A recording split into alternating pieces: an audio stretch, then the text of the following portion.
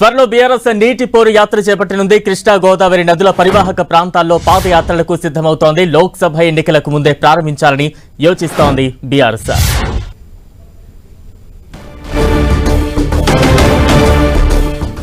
నీటి పోరు యాత్రకు బీఆర్ఎస్ సిద్ధమవుతోంది. తాజా అప్డేట్స్ అందించేందుకు మా ప్రతినిధి శ్రీకాంత్ సిద్ధంగా ఉన్నారు. శ్రీకాంత్, బలరాం, పార్లమెంట్ ఎన్నికల షెడ్యూల్ వచ్చేలోపే బీఆర్ఎస్ పార్టీ తరఫున రాష్ట్రంలో నీటి పోరు యాత్రతో కృష్ణా గోదావరి జలాల వినియోగంపై రాష్ట్ర ప్రభుత్వం అనుసరిస్తున్న వైఖరిని ప్రజాక్షేత్రంలో క్షేత్రస్థాయిలో ఎండగట్టేందుకు అనుగుణంగా నీటి పోరు యాత్రను చేపట్టాలని భావిస్తున్నట్టు తెలుస్తుంది. ఇందుకు సంబంధించి ఇప్పటికీ తేదీ ఖరారు కాకపోయినప్పటికీ త్వరలోనే అంటే కృష్ణా జలాలతో పాటు గోదావరి జలాల ప్రాంతాల నుంచి కూడా భారీగా పాదయాత్రలు చేస్తూ హైదరాబాద్ లో ఒక బహిరంగ సభ నిర్వహించాలని పార్టీ భావిస్తున్నట్టు మనకు తెలుస్తుంది. కొద్ది రోజుల క్రితం నల్గొండలో నిర్వహించిన బహిరంగ సభలో పార్టీ అధినేత మాజీ ముఖ్యమంత్రి కేసీఆర్ ఈ అంశాన్ని ప్రస్తావించడం జరిగింది. నీటి పోరు ఇక్కడితో ఆగదని, భవిష్యత్తులో కూడా కొనసాగిస్తామని ప్రకటించడం జరిగింది. అందుకు అనుగుణంగా ఇందుకు సంబంధించిన కార్యాచరణను పార్టీ సిద్ధం చేస్తున్నట్టు తెలుస్తుంది. త్వరలో అంటే ఏ ప్రాంతాల నుంచి పోరు యాత్ర మొదలు పెట్టాలి, ఎక్కడి నుంచి అంటే గోదావరి జలాలపై ఎక్కడి నుంచి పోరు యాత్ర మొదలు పెట్టాలి, కృష్ణా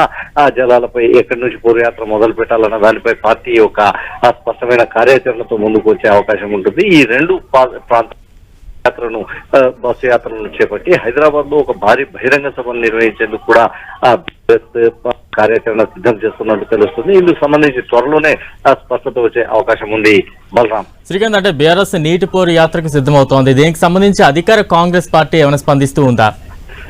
దీనికి సంబంధించి అధికారికంగా బీఆర్ఎస్ పార్టీ కూడా ఇప్పటి వరకు దీనిపై ఎలాంటి ప్రకటన చేయలేదు. అయితే ఇప్పటికీ చర్చల దశలోనే ఉన్న నేపథ్యంలో కాంగ్రెస్ పార్టీ ఎలా స్పందిస్తుందన్నది చూడాలి. కాంగ్రెస్ పార్టీ ఇటీవల జరిగిన అసెంబ్లీ సమావేశాల్లో ప్రభుత్వ వైఖరిని ఎండగట్టేందుకు అంటే గత ప్రభుత్వ వైఖరిని ఎండగట్టేందుకు అత్యంత ప్రాధాన్యతనిచ్చిందని మనం చెప్పుకోవచ్చు. అసెంబ్లీ సమావేశాల్లో కాంగ్రెస్ ప్రభుత్వం శ్వేతపత్రం అంటే నీటి ప్రాజెక్టులపై, నీటి వినియోగంపై శ్వేతపత్రం కూడా విడుదల చేసి బీఆర్ఎస్ ప్రభుత్వం అనుసరించిన విధానం ఎండగట్టే ప్రయత్నం చేసింది. అంటే బీఆర్ఎస్ కూడా తమ తప్పిదం ఏమీ లేదంటూ తాము అధికారంలో ఉండి తాము చేసిన కృషి కారణంగానే రాష్ట్రానికి ఇప్పటి వరకు లబ్ధి చేకూరుతుంది, అంటే నీటి విషయంలో ప్రయోజనాలు చేకూరుతున్నాయని, కాంగ్రెస్ వైఖరి కారణంగానే ఈ నీటి విషయంలో కేఆర్ఎంబి పరిధిలోకి కృష్ణా జలాలు వినియోగించడం, అప్పగించడం వంటి అంశాలను బీఆర్ఎస్ కూడా ప్రస్తావించి కాంగ్రెస్ ని ఇరకాటంలో పెట్టింది. దీనికి సంబంధించి అధికారిక ప్రకటన వచ్చిన తర్వాతనే ఎలా స్పందిస్తుందన్నది